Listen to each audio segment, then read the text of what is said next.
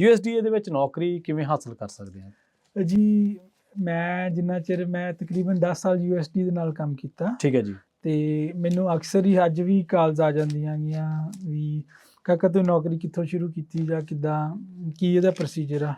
Mostly ਜਿਹੜੇ ਆਪਣੇ ਕੰਮ ਕਰਦੇ ਆ ਜਾਂ ਬੰਦੇ, ਉਹਨਾਂ ਦੇ ਜਿਹੜੇ ਬੱਚੇ ਹੁਣ ਹਾਈ ਸਕੂਲ ਦੇ ਵਿੱਚ ਆ ਜਾਂ ਕਾਲਜ ਸ਼ੁਰੂ ਕੀਤਾ, ਉਹਨਾਂ ਵਾਸਤੇ ਆਪਾਂ ਸਰੋਤਿਆਂ ਨੂੰ ਦੱਸਣਾ ਚਾਹੁੰਦੇ ਵੀ ਆਹ ਸਾਧਨ ਅਵੇਲੇਬਲ ਆ USD ਦੇ ਵਿੱਚ ਨੌਕਰੀ ਕਰਨ ਦੇ। ਠੀਕ ਹੈ। ਮੈਂ ਸਿਰਫ ਤੇ ਸਿਰਫ NRCS ਤੇ ਫੋਕਸ ਕਰੂੰਗਾ ਜੀ, ਕਿਉਂਕਿ ਮੈਂ ਉੱਥੇ ਕੰਮ ਕੀਤਾ। ਬਟ ਇਸ ਤੋਂ ਇਲਾਵਾ USD ਕੋਲੇ ਬਹੁਤ ਹੀ ਡਿਫਰੈਂਟ ਰੋਲਸ ਆ ਗਏ। ਠੀਕ ਹੈ। ਜਿਨ੍ਹਾਂ ਦੀ ਉਹ ਹਾਇਰਿੰਗ ਵਾਸਤੇ ਉਹ ਕਰਦੇ ਹਾਇਰ, ਬਟ ਉਹਨਾਂ ਦੀ ਰਿਕੁਆਇਰਮੈਂਟਸ ਕਾਫੀ ਡਿਫਰੈਂਟ ਹੁੰਦੀਆਂ। ਬਟ ਜੇ ਆਪਾਂ NRCS ਦੀ ਗੱਲ ਕਰੀਏ, ਉਹਦੇ 'ਚ ਨਾ 2 ਪ੍ਰਕਾਰ ਦੇ ਰੋਲ ਹੁੰਦੇ ਆ। ਇੱਕ ਤਾਂ ਹੋ ਗਿਆ ਇੰਜੀਨੀਅਰਿੰਗ ਦਾ, ਠੀਕ ਹੈ, ਤੇ ਇੱਕ ਹੋ ਗਿਆ ਸੋਇਲ ਕੰਜ਼ਰਵੇਸ਼ਨਿਸਟ ਦਾ। ਸੋ ਸਾਰੇ ਤੋਂ ਪਹਿਲਾਂ ਆਪਾਂ ਇੰਜੀਨੀਅਰਿੰਗ ਦੀ ਗੱਲ ਕਰਦੇ ਆਂਗੇ। ਇੰਜੀਨੀਅਰ ਉਹ ਪ੍ਰੈਫਰ ਕਰਦੇ ਆ ਜੀ ਐਗ ਇੰਜੀਨੀਅਰ ਜਾਂ ਸਿਵਲ ਇੰਜੀਨੀਅਰ। ਠੀਕ ਹੈ। ਇਸ ਤੋਂ ਇਲਾਵਾ ਕਈ ਟਾਈਮ ਤੇ ਮਕੈਨੀਕਲ ਇੰਜੀਨੀਅਰ ਨੂੰ ਵੀ ਮਾਨਤਾ ਦਿੱਤੀ ਜਾਂਦੀ ਆ। ਸੋ ਉਹ ਚਾਹੁੰਦੇ ਆ 4 ਸਾਲਾਂ ਦੀ ਜਿਹੜੇ ਅਕ੍ਰੈਡਿਟਡ ਯੂਨੀਵਰਸਿਟੀ ਤੋਂ ਡਿਗਰੀ ਉਹ ਪਾਲਦੇ ਆਗੇ। ਠੀਕ ਹੈ। ਠੀਕ ਹੈ ਜੀ। ਫਿਰ ਦੂਜੀ ਹੋ ਗਈ ਸੋਇਲ ਕੰਜ਼ਰਵੇਸ਼ਨਿਸਟ। ਇਹ 2 ਹੀ ਉਹਨਾਂ ਦੀ ਜਿਹੜੀਆਂ ਮੇਨ ਜੌਬਸ ਆ ਆਪਣੇ ਏਰੀਆ 'ਚ ਪਪੂਲਰ ਆ। ਠੀਕ ਹੈ। ਸੋਇਲ ਕੰਜ਼ਰਵੇਸ਼ਨਿਸਟ ਇਸ ਵਕਤ ਮੈਨੂੰ ਨਹੀਂ ਲੱਗਦਾ ਸਾਰੀ ਸਟੇਟ ਦੇ ਵਿੱਚ ਆਪਣਾ ਪੰਜਾਬੀ ਭਾਈਚਾਰੇ 'ਚ ਕੋਈ ਵੀ ਹੈਗਾ। ਨਾਟ ਦੈਟ ਆਮ ਅਵੇਅਰ ਆਫ, ਹੈ ਨਾ। ਤੇ ਉਹਦੇ ਵਾਸਤੇ ਤੁਹਾਨੂੰ ਚਾਹੀਦੀ ਹੈ ਜੀ ਬੈਚਲਰ ਇਨ ਸੋਇਲ ਕੰਜ਼ਰਵੇਸ਼ਨ ਜਾਂ ਐਗ ਔਰ ਨੈਚੁਰਲ ਰਿਸੋਰਸਿਸ। ਜੇ ਤੁਸੀਂ ਐਗ ਔਰ ਨੈਚੁਰਲ ਰਿਸੋਰਸਿਸ ਦੇ ਵਿੱਚ ਕਰ ਰਹੇ ਆ ਤਾਂ ਤੁਹਾਨੂੰ 30 ਸਮੈਸਟਰ ਯੂਨਿਟ ਚਾਹੀਦੇ ਨੈਚੁਰਲ ਰਿਸੋਰਸਿਸ ਦੇ ਵਿੱਚ ਜੀ, ਜਿਹਦੇ ਵਿੱਚੋਂ 12 ਯੂਨਿਟ ਚਾਹੀਦੇ ਆ ਸੋਇਲ, ਕ੍ਰੌਪਸ ਤੇ ਪਲਾਂਟ ਸਾਇੰਸ ਦੇ। ਠੀਕ ਹੈ। ਸੋ ਜਿਹੜੀ ਇਹਨਾਂ ਦੀ ਰਿਕੁਆਇਰਮੈਂਟਸ ਆ ਇਹ ਆਪਾਂ ਕਦੇ ਵੀ ਆਨਲਾਈਨ ਦੇਖ ਸਕਦੇ ਆ। ਸੋ ਇੰਜੀਨੀਅਰਿੰਗ ਵਾਸਤੇ ਇੰਜੀਨੀਅਰਿੰਗ ਦੀ ਡਿਗਰੀ, ਸੋਇਲ ਕੰਜ਼ਰਵੇਸ਼ਨ ਵਾਸਤੇ ਪਲਾਂਟ ਸਾਇੰਸ ਦਾ ਬੈਕਗ੍ਰਾਉਂਡ। ਹੁਣ ਇਹਨੂੰ ਉਸ ਤੋਂ ਬਾਅਦ ਇਹਨੂੰ 'ਚ ਜੌਬ ਕਰਨ ਦੇ ਕੀ ਤਰੀਕੇ ਹੈਗੇ ਉਹਨੂੰ ਹਾਇਰ ਹੋਣ ਵਾਸਤੇ, ਹੈ ਨਾ ਜੀ। ਜਿਹੜਾ ਤਾਂ ਇੱਕ ਸਿੱਧਾ ਹੀ ਤਰੀਕਾ ਹੋਏਗਾ, ਆਨਲਾਈਨ ਉਹਨਾਂ ਨੇ ਜੌਬ ਪੋਸਟ ਕੀਤੀ ਆ usajobs.gov ਤੇ ਸਾਰੀ ਇਹ ਪੋਸਟਿੰਗ ਹੁੰਦੀ ਹੈਗੀ। ਇਨ ਆਫਿਸ ਜਾਂ ਇਨ ਪਰਸਨ ਉਹਨਾਂ ਦਾ ਕੁਝ ਵੀ ਹੈ ਨਹੀਂਗਾ ਜੀ। ਠੀਕ ਹੈ। ਜੇ ਤੁਸੀਂ ਉੱਥੇ ਜਾ ਕੇ ਅਪਲਾਈ ਕਰ ਸਕਦੇ। ਬਿਲਕੁਲ। ਜੇ ਤੁਸੀਂ ਇਨਕੁਆਇਰ ਕਰਨ ਜਾਓਗੇ ਉਹਨਾਂ ਨੇ ਵੀ ਤੁਹਾਨੂੰ ਉਧਰ ਹੀ ਡਾਇਰੈਕਟ ਕਰ ਦੇਣਾ usajobs.gov ਤੇ ਜਾ ਕੇ ਅਪਲਾਈ ਕਰੋ। ਉਹਦੇ ਵਾਸਤੇ ਤੁਹਾਨੂੰ ਉੱਤੇ ਆਪਣਾ ਅਕਾਊਂਟ ਬਣਾਉਣਾ ਪੈਣਾ, ਪਲੱਸ ਪੋਰਟਫੋਲੀਓ ਆਪਣਾ ਪ੍ਰੋਫਾਈਲ ਸੈਟਅਪ ਕਰਨੀ ਪੈਂਦੀ ਹੈ, ਫਿਰ ਤੁਸੀਂ ਉੱਥੇ ਅਪਲਾਈ ਕਰ ਸਕਦੇ ਆ। ਇਹ ਤਾਂ ਹੋ ਗਿਆ ਜੀ ਸਿੰਪਲ ਤਰੀਕਾ, ਜੌਬ ਦੀ ਪੋਸਟਿੰਗ ਹੈਗੀ ਤੇ ਤੁਸੀਂ ਉਹਦੀਆਂ ਰਿਕੁਆਇਰਮੈਂਟਸ ਮੀਟ ਕਰ ਦਿਆਂਗੇ ਤੇ ਫਿਰ ਤੁਸੀਂ ਅਪਲਾਈ ਕਰ ਦਿਓ। ਮੋਸਟਲੀ ਜਿਹੜਾ ਅੱਗੇ ਮੈਂ ਦੇਖਦਾ ਸੀ ਉਹ ਪ੍ਰੈਫਰ ਕਰਦੇ ਸੀਗੇ ਗ੍ਰੀਨ ਕਾਰਡ ਹੋਲਡਰ ਜਾਂ US ਸਿਟੀਜ਼ਨਸ। ਪਰ ਮੈਂ ਅੱਜ ਹੀ ਸਰਚ ਕਰ ਰਿਹਾ ਸੀ ਕਈ ਪੋਜੀਸ਼ਨਸ ਤੇ ਉਹਨਾਂ ਨੇ ਲਿਖਿਆ ਹੋਇਆ ਸੀ ਵੀ priority is given to citizens only due to volume of applicants. ਅੱਛਾ, ਠੀਕ ਹੈ। ਗ੍ਰੀਨ ਕਾਰਡ ਹੋਲਡਰ ਨਹੀਂ ਪ੍ਰਾਇੋਰਟੀ ਕਹਿ ਰਹੇ ਜੀ, ਡਿਨਾਈ ਨਹੀਂ ਕਰ ਰਹੇ।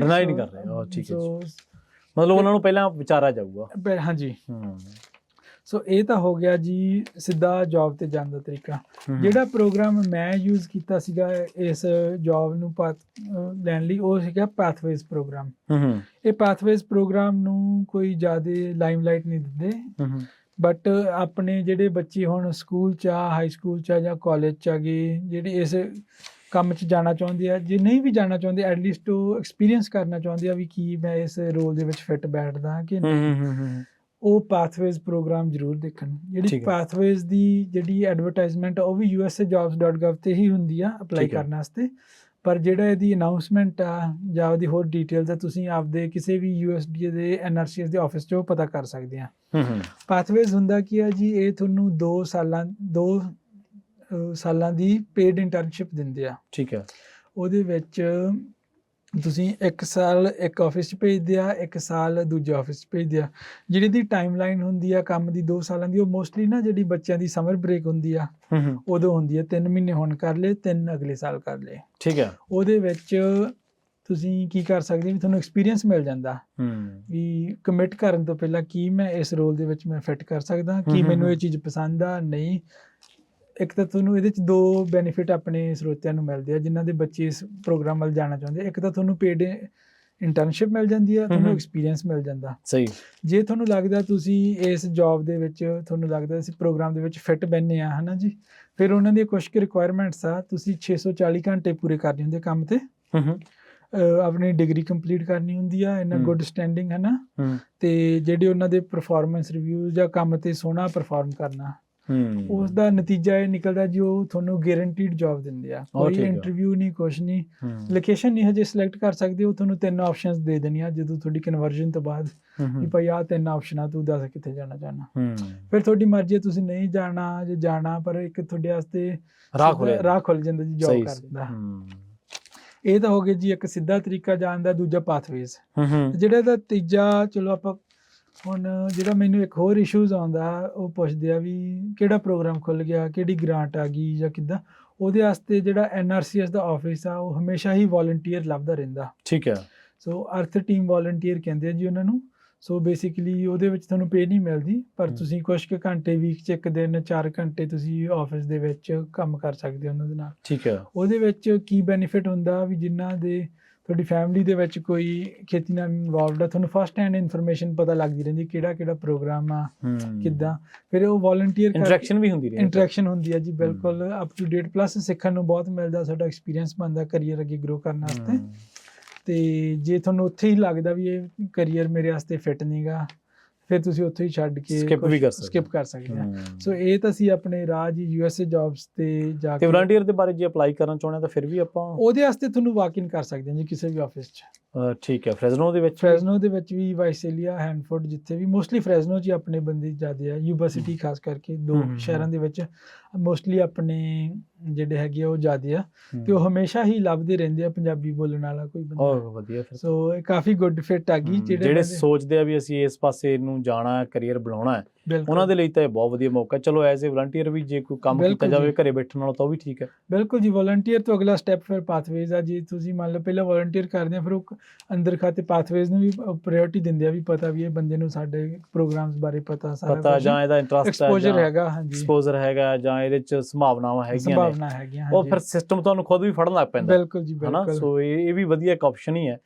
ਸੋ ਇਹ ਆਪਸ਼ਨ ਖਾਸ ਕਰਕੇ ਉਹਨਾਂ ਸਰੋਤਿਆਂ ਦੇ ਬੱਚਿਆਂ ਲਈ ਆ ਜਿਹੜੇ ਕਿ ਹੁਣ ਇੰਜੀਨੀਅਰਿੰਗ ਜਾਂ ਪਲਾਂਟ ਸਾਇੰਸ ਦੀ ਡਿਗਰੀ ਕਰ ਰਹੇ ਆ, ਪਹਿਲੇ ਦੂਜੇ ਸਮੈਸਟਰ ਜਾਂ ਸਾਲ ਦੇ ਵਿੱਚ ਆ। ਤੇ ਉਹਨਾਂ ਨੂੰ ਮੈਂ ਇਹ ਦੱਸਣਾ ਚਾਹੁੰਦਾ ਵੀ ਇਹ ਪ੍ਰੋਗਰਾਮ ਦਾ ਫਾਇਦਾ ਲਓ। ਪੇਡ ਇੰਟਰਨਸ਼ਿਪ ਆ, ਕੰਮ ਸਿੱਖੋ, ਕੰਮ ਸਮਝੋ, ਪਸੰਦ ਆਇਆ ਚੜ੍ਹਦੀ ਕਲਾ, ਜੇ ਨਹੀਂ ਪਸੰਦ ਆਇਆ ਤਾਂ ਆਪਾਂ ਕੁਝ ਹੋਰ ਵੀ ਦੇਖ ਸਕਦੇ ਹਾਂ। ਪਰ ਇਹ ਆਪਸ਼ਨ ਜ਼ਰੂਰ ਅਵੇਲੇਬਲ ਹੈ। ਸਿੱਖਿਆ ਤਾਂ ਕਿਸੇ ਨੇ ਖੋਲ ਨਹੀਂ ਲੈਣਾ, ਜਿਵੇਂ ਆਪਣੇ ਸਿਆਣੇ ਕਹਿੰਦੇ ਹੁੰਦੇ ਸੀ ਵੀ ਸਿੱਖਿਆ ਤੁਹਾਡਾ ਗਿਆਨ, ਤੁਹਾਡੀ ਸਿੱਖਿਆ, ਤੁਹਾਡਾ ਹੁਨਰ, ਕਿਸੇ ਕੰਮ ਨੂੰ ਕਰਨ ਦੀ ਕਲਾ, ਉਹ ਕਿਸੇ ਨੇ ਖੋਲ ਨਹੀਂ ਲੈਣੀ ਜੀ। ਦੇਖੋ, ਮੈਂ ਇਹ ਪ੍ਰੋਗਰਾਮ ਦੇ ਮਾਧਿਅਮ ਤੇ ਇਹ ਚੀਜ਼ ਦਾ ਮੈਂ ਤਾਂ ਦੱਸਣਾ ਚਾਹੁੰਦਾ ਕਿਉਂਕਿ ਮੈਨੂੰ ਖੁਦ ਨਹੀਂ ਪਤਾ ਸੀਗਾ। ਸੋ ਮੇਰੀ ਇੰਟਰੈਕਸ਼ਨ US ਦੇ ਨਾਲ ਇੱਦਾਂ ਹੋਈ ਹੈ। ਕਾਲਜ ਦੇ ਵਿੱਚ ਇੱਕ ਸਾਡੇ ਕਰੀਅਰ ਫੇਅਰ ਹੁੰਦਾਗਾ, ਉੱਥੇ ਮੈਂ ਸੁਭਾਵਿਕ ਹੀ ਸਪਰੇ ਮਸ਼ੀਨਾਂ ਦੇ ਇੱਕ ਡੈਮੋ ਦੇਣ ਆਉਂਦੇ ਹੁੰਦੇ ਆ ਉੱਥੇ, ਪਾਰਟਸ ਦਾ ਜਿਹੜੇ ਮੈਨੂਫੈਕਚਰ। ਮੈਂ ਉਹਨਾਂ ਨਾਲ ਗੱਲ ਕਰਦਾ ਸੀਗਾ, ਦੇਖ ਰਿਹਾ, ਮੇਰੀ ਦਿਲਚਸਪੀ ਸੀ। ਉੱਥੇ ਮੈਨੂੰ ਕਿਸੇ ਨੇ ਦੱਸਿਆ ਵੀ ਆਹ ਵੀ ਇੱਥੇ ਹੈਗਾ, ਤੂੰ ਇੱਥੇ ਜਾ। ਫਿਰ ਮੈਂ ਉੱਥੇ ਗਿਆ, ਫਿਰ ਮੈਂ ਸਾਲ ਵੋਲੰਟੀਅਰ ਕੀਤਾ, ਫਿਰ ਮੈਂ ਪਾਥਵੇਜ਼ ਦੇ ਥਰੂ ਮੈਂ ਫਾਈਨਲੀ ਕਨਵਰਟ ਹੋ ਗਿਆ ਤੇ 5 ਸਾਲ ਉੱਥੇ ਨੌਕਰੀ ਕੀਤੀ। ਕੀ ਬਾਤ ਹੈ। ਹਾਂਜੀ, ਬਿਲਕੁਲ। ਜਿਹੜੇ ਰਾਹ ਤੁਸੀਂ ਚੱਲੇ ਹੋ ਉਸੇ ਰਾਹ ਬਾਰੇ ਲੋਕਾਂ ਨੂੰ ਦੱਸ ਰਹੇ। ਬਿਲਕੁਲ ਜੀ। ਨਹੀਂ ਵਧੀਆ, ਇਹਦੇ ਨਾਲ ਊਰਜਾ ਵੀ ਮਿਲਦੀ ਹੈ ਲੋਕਾਂ ਨੂੰ, ਇਹਦੇ ਨਾਲ ਹਾਲਾਸ਼ੇਰੀ ਵੀ ਮਿਲਦੀ ਹੈ। ਅਗਲਾ ਕਹਿੰਦਾ ਜੇ ਇਹ ਕਰ ਸਕਦਾ ਆਪਾਂ ਕਿਉਂ ਨਹੀਂ ਕਰ। ਬਿਲਕੁਲ, ਜਿੱਦਾਂ ਆਪਾਂ ਹਮੇਸ਼ਾ ਹੀ ਪ੍ਰੋਗਰਾਮ ਦੇ ਵਿੱਚ ਦੱਸਦੇ ਆ, ਆਪਣੇ ਬੰਦੇ ਖੇਤੀਬਾੜੀ ਦੇ ਫੀਲਡ ਦੇ ਵਿੱਚ ਕਾਫੀ ਏਕੜੇਜ ਕਵਰ ਕਰਦੇ ਹੈਗੇ, ਖੇਤੀ ਕਰਦੇ ਆ, ਮੋਸਟਲੀ ਛੋਟੇ ਫਾਰਮਰ ਵੀ, ਵੱਡੇ ਵੀ। ਪਰ ਜਿਹੜੀ ਆਪਣੀ ਗਵਰਨਮੈਂਟ ਦੇ ਵਿੱਚ ਰੈਪਰੈਜ਼ੈਂਟੇਸ਼ਨ ਉਹ ਬਹੁਤ ਘੱਟ ਹੈ। ਬਿਲਕੁਲ ਜੀ। ਇਸ ਮਹਿਕਮੇ ਦੇ ਵਿੱਚ ਤਾਂ ਨਾ ਮਾਤਰ ਹੀ ਹੈ। ਤੇ ਜਿਹੜਾ ਵੀ ਨਵੀਂ ਪਨੀਰੀ ਇਸ ਦੇ ਵੱਲ ਜਾਣਾ ਚਾਹੁੰਦੀ ਆ, ਰਸਤੇ ਖੁੱਲੇ ਆ ਜੀ। ਠੀਕ ਹੈ। ਤੇ ਇਹ ਨੌਕਰੀਆਂ ਦੇ ਵਿੱਚ ਜੇ ਕੋਈ ਇੱਕ ਅੱਧਾ ਕਾਲਮ ਬਚਿਆ ਤਾਂ ਦੱਸ ਦਿਓ, ਨਹੀਂ ਫਿਰ ਆਪਾਂ ਗ੍ਰਾਂਟਸ ਦੀ ਜਾਂਦੇ ਗੱਲ ਕਰ ਲਈਏ ਆਪਣੇ ਕੋਲੇ। ਸੋ ਇਹਦੇ 'ਚ ਜਿਹੜਾ ਇਸ਼ੂ ਜਾਂ ਕਹਿ ਲਓ, ਸਮੱਸਿਆ ਕਹਿ ਲਓ, ਉਹ ਜ਼ਰੂਰ ਮੈਂ ਦੱਸਣੀ ਚਾਹੁੰਦਾ ਆਪਣੇ ਦਰਸ਼ਕਾਂ ਨੂੰ। ਜਿਹੜੀ ਇਹਨਾਂ ਦਾ ਪੇ ਸਕੇਲ ਆ ਫੈਡਰਲ ਦਾ ਹੋਣ ਕਰਕੇ ਉਹ ਕੋਈ ਇੰਨਾ ਕੰਪੀਟੀਟਿਵ ਨਹੀਂਗਾ ਕੰਪੇਅਰਡ ਟੂ ਜਾਂ ਸਟੇਟ ਜਾਂ ਪ੍ਰਾਈਵੇਟ ਜੌਬਸ ਦੇ ਲਈ।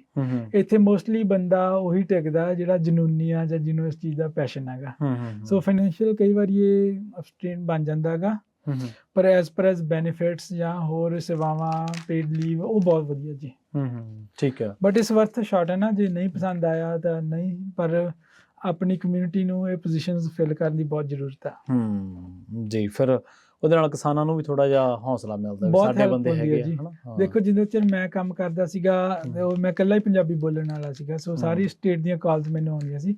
ਕਾਲਸ ਹੁਣ ਵੀ ਆਉਂਦੀਆਂ, ਮੈਂ ਟਰਾਈ ਕਰਦਾ ਹੁੰਦਾ ਜਿੰਨਾਂ ਦੀ ਹੈਲਪ ਕਰ ਸਕਦਾ ਵਧੀਆ ਮੈਂ ਕਰਾਂ, ਪਰ ਹੁਣ ਮੇਰੇ ਕੋਲ ਫਸਟ ਹੈਂਡ ਇਨਫੋਰਮੇਸ਼ਨ ਨਹੀਂ ਹੁੰਦੀ। ਹੂੰ ਸੋ ਜਿੰਨਾ ਕੁ ਮੈਨੂੰ ਸੁਣਨ ਚ ਆਉਂਦਾ ਜਾਂ ਮੈਂ ਆਫਿਸ ਚ ਆਪ ਜਾ ਕੇ ਪਤਾ ਕਰ ਲਵਾਂ, ਮੈਂ ਸ਼ੇਅਰ ਕਰ ਦਿੰਦਾ ਹੁੰਦਾ। ਹਾਂਜੀ ਹਾਂਜੀ ਪਰ ਜੇ ਕੋਈ ਆਪਣਾ ਬੰਦਾ ਉੱਥੇ ਕੰਮ ਕਰਦਾ ਹੋਵੇ, ਆਪਣੀ ਭਾਸ਼ਾ ਬੋਲਦਾ ਹੋਵੇ, ਫਿਰ ਉਹਦੇ ਵਰਗਾ ਤਾਂ ਸਵਾਦ ਹੀ ਨਹੀਂ ਗਾ। ਹਾਂ ਬਿਲਕੁਲ ਬਿਲਕੁਲ। ਤੇ ਕਿਸਾਨਾਂ ਨੂੰ ਇਹ ਆ ਵੀ ਸਮਝਾਉਣਾ ਸੌਖਾ ਹੈ, ਉਹਨਾਂ ਨੂੰ ਵੀ ਗੱਲਬਾਤ ਕਰਨੀ ਸੌਖੀ ਹੈ। ਪਰ ਚਲੋ ਵੀ ਆਪਾਂ ਇਹ ਨਹੀਂ ਕਹਿੰਦੇ ਕਿਸੇ ਨੂੰ ਅੰਗਰੇਜ਼ੀ ਨਹੀਂ ਆਉਂਦੀ ਆ, ਪਰ ਫਿਰ ਵੀ ਆਪਣੇ ਬੰਦੇ ਦਾ ਇੱਕ ਆਪਣਾ ਅਹਿਸਾਸ ਹੁੰਦਾ ਹੋਣ ਦਾ। ਅਹਿਸਾਸ ਵੀ ਹੁੰਦਾ ਜੀ। ਜਿਹੜੀ ਹੋਰ ਸਮੱਸਿਆ ਆਉਂਦੀ ਹੈ ਪ੍ਰੋਗਰਾਮਸ ਦੇ ਵਿੱਚ, ਇਹਦੇ ਵਿੱਚ ਨਾ ਪੇਪਰ ਵਰਕ ਬਹੁਤ ਹੁੰਦਾ, ਰੈਡ ਟੇਪ ਬਹੁਤ ਹੈਗੀ ਪ੍ਰੋਗਰਾਮਸ ਦੇ ਵਿੱਚ।